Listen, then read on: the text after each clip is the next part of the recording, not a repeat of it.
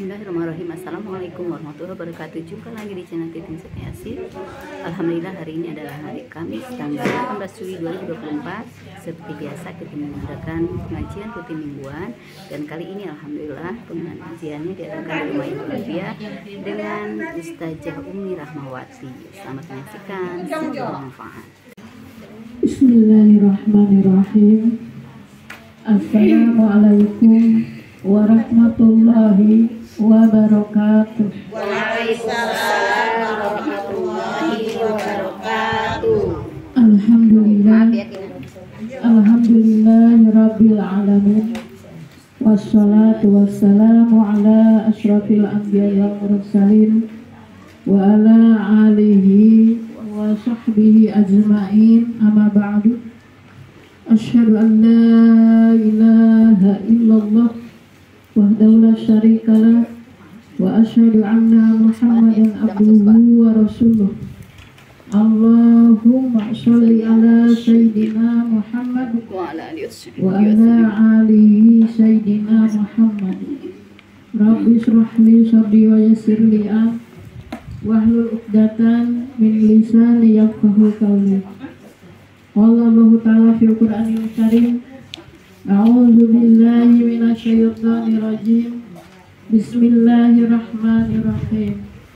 Ya ayyuhalladzina amanu ista'inu bis-sabri was-salah. Innallaha ma'as-sabirin. Kama arsalna fiikum rasulun minkum yatlu 'alaikum ayatina wa yuzakkikum wa yu'allimukumul kitab wal hikmah wa ya'lamukum ma la takfurun. Fadkurni adkurukum washkuri la wa la takfurun. Al-ayat. Alhamdulillah, dengan izin Allah, di bulan yang sangat mulia ini, yaitu bulan Muharram, yang mana kita sudah ada di tahun 1446 Hijriah. Mudah-mudahan di tahun Islam ini kita diberikan oleh Allah, dibukakan oleh Allah berkah barokahnya dari langit dan bumi. Dan insya Allah mudah-mudahan dengan kita kemarin menjalankan puasa Asyura, ya, hari yang dimuliakan oleh Allah, yaitu tanggal 9 dan 10. Alhamdulillah, mudah-mudahan Allah memberikan kepada kita semua syafaatul uzma nanti dan akhir. Alhamdulillah, kita semua diberikan oleh Allah yaitu umur, ya, umur panjang bisa beribadah. Mudah-mudahan insya Allah. Mudah-mudahan kita selalu memuji, bertakbir, bertahlil hanya kepada Allah, dan yang menguasai kerajaan langit dan bumi, insya Allah. Salawat beserta salam baiklah kita limpahkan kepada baginda Nabi Allah Muhammad Sallallahu Alaihi Wasallam beserta keluarganya, para sahabatnya, para itba'u tabi'in dari masa beliau hingga kita yang selalu istiqomah sampai akhir zaman. Amin. Bismillahirrahmanirrahim. Alhamdulillah, mudah-mudahan sebelumnya kita baca salawat dulu, ya, salawat Tapi sambal doyan. Mudah-mudahan dengan kita membaca banyak salawat, kita diberikan oleh Allah dan dikenal oleh Nabi Allah. Allahumma sholli ala sayyidina Muhammad wa asfiril dhalimin bil dhalimin wa akhrijna min bainihim salimin wa ala alihi wa sahbihi ajma'in. Allahumma sholli ala sayyidina Muhammad wa asfiril dhalimin bil dhalimin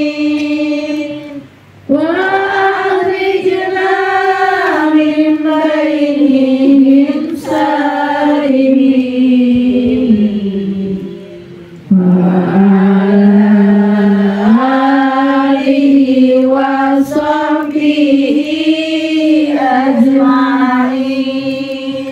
Allahumma sholli ala sayyidina Muhammad wa akhiril zalimin bil zalimin wa akhrijna min bainihim salimin wa ala alihi wa sahbihi ajma'in. Insyaallah mudah-mudahan dengan kita membaca sholawat, mudah-mudahan kita wa'ahrijna min bainihim salim, oleh Allah kita dikeluarkan dari golongan orang zalim dan orang zalim yang mana sekarang sedang berperang akhir zaman ya. Orang zalim dengan orang zalim, orang kafir dengan orang kafir. Insyaallah mudah-mudahan kita dikeluarkan oleh Allah dan digolongkan menjadi hamba-hamba Allah dan digolongkan dengan para sahabat Rasulullah SAW. Insyaallah. Amin. Amin amin ya robbal alamin. Insyaallah mudah-mudahan di materi kesempatan ini yang mana mudah-mudahan dengan muwajahah ini kita diberikan rahmat dan hidayahnya oleh Allah. Dalam suatu obrolan ya yang banyak sering disono di luar gitu kan, baik anak-anak muda terutamanya, yang mana sekarang itu yang sangat viral banget dikatakan generasi strawberry ya. Apa sih generasi strawberry ini lagi viral? Mereka tidak paham apa itu generasi strawberry. Generasi strawberry itu adalah generasi yang lemah ya, generasi yang lemah tapi digandrungi oleh setiap Gen Z, yang mana kembali kepada Gen Z ya, Alpha, yaitu ini yang sedang terjadi. Maka di luar sana mengatakan banyak apa sih tugasnya, kenapa gitu kan. Justru ada banyak pertanyaan. Kenapa Allah menciptakan manusia? Pertanyaan-pertanyaan dari anak-anak strawberry yang mengatakan seperti itu. Kenapa Allah menciptakan manusia? Apa tujuannya? Satu. Kedua, ada yang bertanya, apa status dan fungsi sebagai perempuan? Itu banyak sekali yang dipertanyakan oleh mereka-mereka di luar sana, yang aula muda dikatakan ya, yang tidak memahami Al-Quran dan As-Sunnah, yang mana sudah dicekokin dengan Gen Z ya. Luar biasa, sudah menjadikan 24 jam dengan internet. Maka mereka tidak memahami. Dan mereka juga banyak yang bertanya, apa landasan sholat? Itu pertanyaan-pertanyaan dari mereka ya. Yang mana mereka mengatakan, kita kan umat Islam, dikatakan umat Islam keturunan. Nah, maka ketika mengatakan bahwa saya adalah umat Islam keturunan dari nenek moyang kita, maka akan memahami dengan tiga hal ini apa gitu kan ya. Yang pertama yaitu tadi, kenapa Allah menciptakan manusia, apa tujuannya gitu kan. Kedua, apa tugas status fungsi sebagai perempuan. Perempuan kan tugasnya ada 4. Ada nisa yang diabadikan di dalam Al-Quran surat An-Nisa. Ada yang dikatakan adalah zaujah, istri. Ada yang dikatakan adalah mar'ah, cerminan dari keluarga. Keempat, ada yang dikatakan yaitu ummu, madrasatul aulad, yang mana membina, mempunyai program, mempunyai kurikulum yang khusus, visi dan misinya hanya dari Allah, yang mana sebagai moderatornya adalah seorang suami, seorang qawam.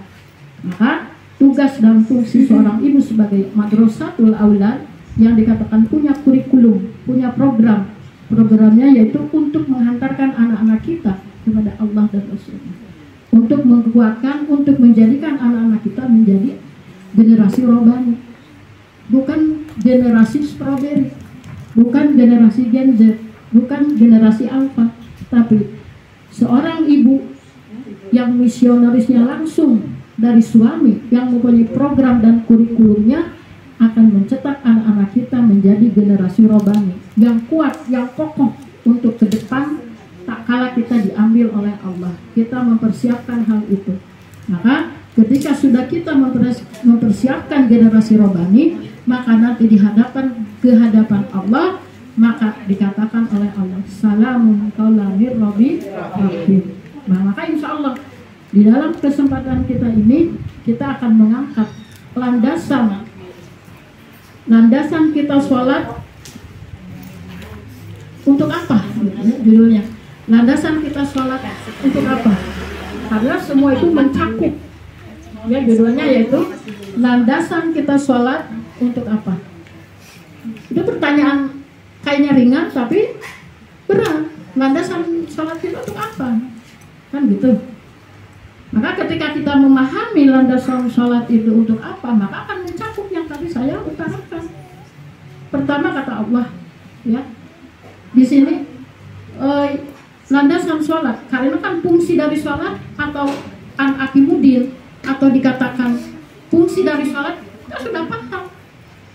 As-sholatu imaduddin, itu kan fungsinya. Sholat itu adalah tiang agama, ya kan? Yang mana Islam dibangun pertama yaitu 2 kalimat syahadat, persaksian kepada Allah. Kedua adalah dibangun dengan sholat. As-sholatu imaduddin. Sholat itu adalah tiang agama. Nah, itu sebagai fungsinya, sebagai kita umat Islam. Yang mana kalau tidak sholat kan bukan umat Islam, luar dari Islam, ya kan? Yang membedakan antara Islam dengan kufur yaitu kafirun, yaitu dengan sholat. Sholat yang mana? Kata Allah, sholat yang sempurna, sholat yang 5 waktu diatur oleh Allah, nggak kita ngatur sendiri. Zuhur 4 rakaat, ya kan ada waktu-waktunya. Asar 4 rakaat, maghrib 3 rakaat, isya 4, subuh 2. Tidak bisa ditawar-tawar, itu udah tetapan Allah menjadikan sebagai rukun atau sebagai fungsi. Dan insya Allah kita tegak dalam salat itu, ya kan? Begitu dengar aja langsung ngambil air wudhu, persiapannya, khosiunnya khusyuk, langsung melaksanakan. Insya Allah baik sholat wajib atau sholat sunnah, insya Allah kita tidak pernah bolong. Nah, tetapi yang mayoritas Islam Indonesia ini adalah mayoritas Islam, 90% Islam. Nah, yang belum kita pahami apa sih landasan apa sholat, landasannya apa? Kan tadi ibu sudah memahami, sudah paham bahwa fungsi dari sholat itu adalah merupakan sebagai rukun bangunan. Nah, kalau landasan sholat ada berapa bagian? Ada 3 bagian. Satu adalah akidah. Nah, ini yang jarang kita paham. Satu adalah akidah. Untuk menegakkan sholat, landasannya pertama adalah sholat, akidah. Apa? Yaitu untuk mengingat Allah atau zikir. Mengingat Allah.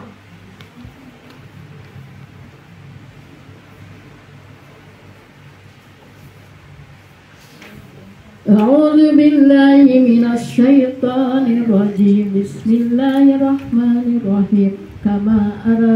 Kama arsalna fikum rasulan wa la'allakum yatlu 'alaikum ayatina wa yuzakkihim wa la'allakumul kitabi wal hikmah wa yu'allimukum amma lam ta'lamun. Pertama adalah akidah. Surat apa itu? Akidah. Surat apa, Mi? Ya, satu. Landasan dari sholat pertama adalah tegaknya akidah. Yang dibaca tadi surat apa, Mi? Surat 2 ayat 151. Ya. Pertama akidah. Kenapa? 151. Ya. Sebuah keyakinan kepada Allah.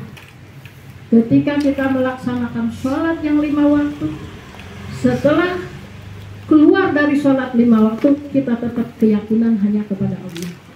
Bukan tidak. Ketika kita sholat 5 waktu tertutup semuanya, setelah sholat kebuka semuanya ketika keluar rumah. Nah insya Allah di jamaah Nurul Afifah insya Allah di sini pegang akidah, selalu mengingat Allah, selalu berzikir di kala duduk, berdiri, berbaring, selalu mengingat Allah. Maka insya Allah visi dan misi keluarga dalam sebuah keluarga suami dan ibu sama, tegaknya akidah. Di luar atau di dalam insya Allah akan melaksanakan hudud hukum-hukumnya Allah. Maka tidak ada apa di sini dalam sebuah keluarga rekayasa antara suami dan istri, tidak ada. Tidak ada misalkan suami seperti di luar sana ya, innalillahi, ketika tidak tegaknya akidah, ketika tidak tegaknya mengingat berzikir kepada Allah, suami kemana, istri kemana, kan begitu ya. Dengan apa? Dengan mereka tidak ada iman di dalam jiwanya, di dalam akidahnya. Apalagi di zaman online sekarang, apa-apa lewat online ya kan.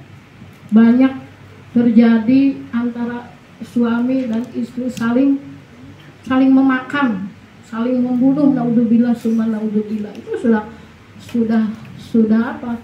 Sudah realistis di luar sana. Menjadi stylish gitu kan. Menjadi gaya hidupnya. Ya kan? Akibat apa? Akidahnya tidak ada di dalam jiwanya. Sedikit kekurangan ekonomi, muncak marah gitu kan. Baik istrinya atau suaminya. Sedikit tidak terpenuhi kebutuhan dalam dunianya. Kejadian yang aneh gitu kan, istri membunuh, suami membunuh anak dan sebagainya. Itu udah hal luar biasa kalau kita lihat di media gitu kan. Maka kita di sini jamaah Majelis Taklim Nurul Afifah diuji oleh Allah dengan kekurangan ekonomi, dengan kekurangan harta, dengan kekurangan air, dengan kekurangan buah-buahan. Innalillahi wa inna ilaihi raji'un. Kembalikan kepada Allah. Kita harus menjadi istri-istri yang tangguh, seperti tangguh-tangguhnya wanita-wanita Gaza ya. Bagaimana di Gaza itu para perempuan Palestina itu tangguh dalam proses melahirkan. Sehari itu katanya yang melahirkan 24 jam bisa 60 atau 65 orang tanpa didampingi oleh suami. Kalau di Gaza kan tegaknya An-Akimuddin. Jadi ketika melahirkan ya si ibunya sendiri dengan bidangnya, proses bidangnya. Ketika mau mengajankan ya pakai tirai. Dan setelah melahirkan juga dia menggendong anaknya, membawa tas keluar dan tinggal lagi di tenda. Itu luar biasa tangguh-tangguhnya. Ya kan? Dan di sana masyarakatnya yang luar biasa, akidahnya kuat karena tegaknya sholat, landasan sholatnya gitu kan. Ketika para suaminya atau anak-anaknya meninggal, kalau di Indonesia kan mengucapkan innalillahi wa inna ilaihi raji'un. Kalau di sana yang diucapkan oleh mereka alhamdulillah, suamiku sudah syahid, anakku sudah syahid. Karena negaranya apa? Negara konflik, negara sedang perang. Umur 2 tahun anak yang dipegang bukan apa yang dalam pemikirannya, bukan materi, bukan sekolah di mana ini lagi sedang musim sekolah, tidak. Yang dipegang oleh anak-anak Gaza itu adalah Al-Quran. Kemanapun dia pergi dan tidak mau direlokasi ke negara lain, dia tetap di Gaza. Saya mati hidup saya di sini. Inilah tempat syahid saya. Karena situasinya sedang konflik. Ketika ada orang yang meminta dari negeri Indonesia, sini anaknya buat saya, karena anaknya sudah 6 tuh satu keluarga katanya, sudah 6 anak, bapaknya udah meninggal, diminta diadopsi. Lah tidak, walaupun anak saya dikasih, belum tahu umur saya sampai kapan. Jadi kalau mereka perempuan sudah tangguh-tangguh, sudah siap syahid, coba kita kembalikan ke kita. Itulah gambaran sebuah akidah yang kuat. Itulah yang dikatakan landasan sholat. Jadi bukan hanya sholat 5 waktu cukup 5 waktu, tapi dalam realisasinya, dalam sebuah aplikasinya dia menguatkan sebuah tauhid kepada Allah, tauhidullah. Ya kan? Itu luar biasa. Coba kalau di negeri kita di Indonesia kan bukan negara konflik, negara aman, ya kan, ngaji bebas dimanapun ibu silakan, ya kan. Nah inilah kita rebut cinta Allah itu. Jangan yang merebut perempuan-perempuan gajah. Silahkan katanya negeri Indonesia mendoakan saya, tapi saya akan berjuang membela Al-Aqsa. Ini adalah milik kami semua, milik kita semua, karena Al-Aqsa adalah lambang dari sebuah umat Islam. Nah, ini sebuah gambaran tamparan untuk kita. Kalau kita di negeri kita seorang perempuannya hanya kita dalam sebuah landasannya kita hanya cukup dengan makan enak, tidur nyenyak gitu, kemana-mana ngomong bebas, sangat naif. Kenapa? Karena di zaman akhir zaman ini yang mana fitnah ya digelontorkan oleh orang-orang al-Yahudi wa Nasara, kalau kita santai gitu kan, bagaimana nanti di hadapan Allah? Maka kita di sini wama arsala kata Allah, kama arsalna fikum rusulu minkum yatlu alaikum, satu kata Allah. Kita yang ada di negeri yang aman gitu kan, dengan penegakan akidah dari aplikasi dari sholat. Satu kata Allah di sini dikatakan yatlu alaikum, yaitu tilawah, bacalah Al-Quran.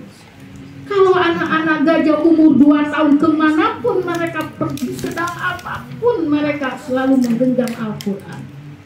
Dan mereka dari mulai kecil sudah memahami isi daripada Al-Quran karena mereka bahasa apa? Kita di Indonesia tidak memahami isi daripada Al-Quran. Kata Allah, yatlu alaikum, baca tilawah sehari berapa ibu membaca Al-Quran, tilawah Al-Quran. Jangan kalahkan dengan nge-share, dengan apa, buka WA dan sebagainya. Ayo kita sekarang tingkatkan aman wa taqwa, tingkatkan iman akidah kita kepada Allah di rumah. Jangan kita banyak untuk apa? Ngobrol. Jangan kita banyak untuk lagu. Tapi kita sekarang targetkan baca Al-Quran sehari, misalkan 5 lembar. Duhur selembar, asar selembar, maghrib selembar, isya selembar, subuh selembar, duha selembar, tambah 6 lembar. Kalau ibu tidak mampu, ambil 3 lembar. Yang penting dalam satu hari tidak terlewatkan untuk yatlu alaikum, untuk tilawah kepada Allah. Kalau kita tidak membaca dalam sehari, ingat hutang kepada Allah, maka hutang harus targetkan itu supaya kita semangat untuk membaca yatlu. Jangan kalahkan dengan anak gajah umur 2 tahun sedang ngantri jeligen air bersih. Dia yang digenggamnya apa? Al-Quran. Dan di sana walaupun negara dalam keadaan konflik, walaupun susah pangan dan sebagainya, sandang sebagainya, tapi tidak ada yang rusuh, yang saling dorong, tidak ada, ngantri dengan jeligennya masing-masing, dengan memegang di dalam genggamannya Al-Quran. Ketika dalam mengantri dia bertilawah, ditanya oleh orang Indonesia, oleh Kaita ya, yang dari Mersi, dia bertanya, wahai nak, kenapa dalam setiap langkah, dalam engkau duduk, dalam dimanapun, padahal bom di mana-mana di atas, tapi engkau selalu membaca Al-Quran? Apa jawab mereka? Ketika saya dan kita semua lengah untuk membaca Al-Quran, bagaimana kalau kita dalam keadaan diwafatkan oleh Allah dengan dentuman bom? Maka dengan ini saya siap, insya Allah saya sahih. Itu omongan umur 2 tahun, yang mana di Indonesia genjetnya anak-anaknya kan, tapi di sana itu luar biasa. Itu cerminan atau tamparan untuk kita yang negeri yang aman. Wah Jinawi, kenapa kita yatlu alaikum satu dilewatkan, di scroll aja gitu dalam membaca Al-Quran. Coba kita mulai di sini. Di tahun 1446 Hijriah kita satu tingkatkan yatlu alaikum, tilawah. Itu kata Allah. Kedua, untuk penegakan akidah dalam sebuah landasan aplikasi dari sholat. Kedua, yaitu kata Allah di sini dikatakan yatlu alaikum ayatina wa yuzakkikum. Apa sih artinya wa yuzakkikum? Tazkiyah.